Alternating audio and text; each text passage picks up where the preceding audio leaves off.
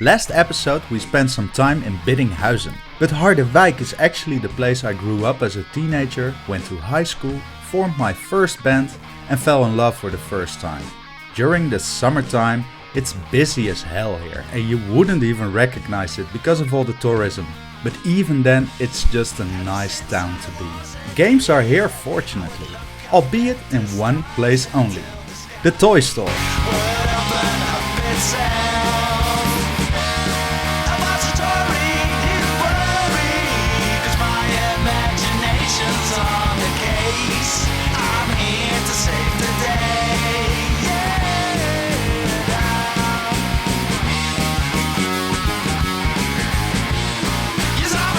Besides Pokemon Arceus, I played a lot of games lately, and here are a few of them.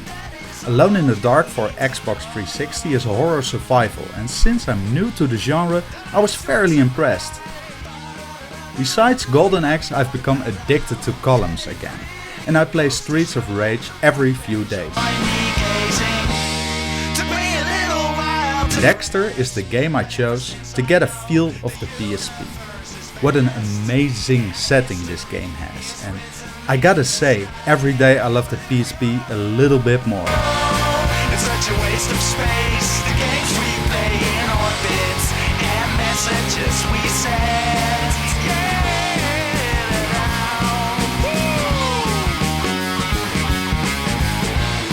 Yes, I'm a Stargazer. I picked up Samurai Showdown for Sega Genesis. It's been a while since a Sega Genesis or a Sega Mega Drive pickup actually. And I also bought Tokyo 2020 for Switch. Sega compelled me again. There have been changes and upgrades to the game rooms. The PS2 is hooked up to the Plasma now and I have my Atari 2600 collection displayed on this top shelf in the second game room. I also got a PS3. It's the slim 320GB model, but apparently the hard drive was damaged during transport, so I'm going to have to open it soon. But the very best thing is, well, you already know, I got a CRT. Finally. I rearranged some furniture so it has a nice place and I can store even more consoles. Thank you Martin. I'm going to do this in Dutch real quick. Ik heb er echt ontzettend veel plezier van man. Hartstikke bedankt. The first console I wanted to hook up is the N64, my favorite console of all time. Yes it is, you heard it right. I'm playing through Star Wars Shadows of the Empire now, a game I always wanted when I was a kid, and Banjo-Kazooie is next in line. The PC engine gives a better image than on any other TV I have, but it still needs an RGB mod, because there is just too much interference and still no sound.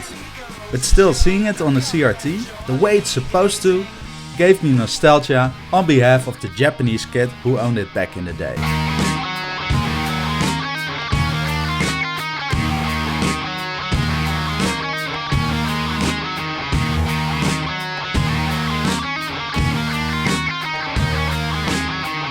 This room is becoming more and more the place I envisioned. One of the closets is gone to free up space, but I still want a small couch of some sort. I listen to records every night. Some of them are still a bit tough, them being my dad's favorites, but there's a lot to discover and rediscover in my parents' collection.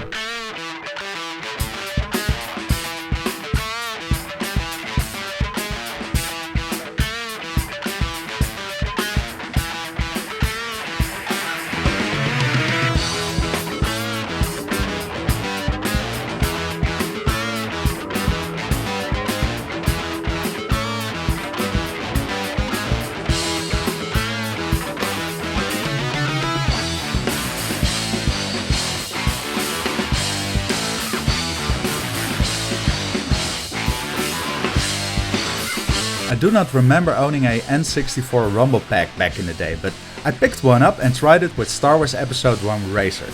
It's legit. You feel it well balanced over the entire controller. I've read that a lot of games I own are compatible, so I'm looking forward to comparing them all. I'm really happy to finally own a CRT and play games in their native resolution. It feels authentic. It has a light radiation beam, so I don't think I'll be pulling all-nighters on this one, but I'm really glad nonetheless. I've been thinking about my top 10 most memorable video games lately, because Danny from Roaming Dan tagged me, and I'll be working on that the coming days. I wonder what memories will surface.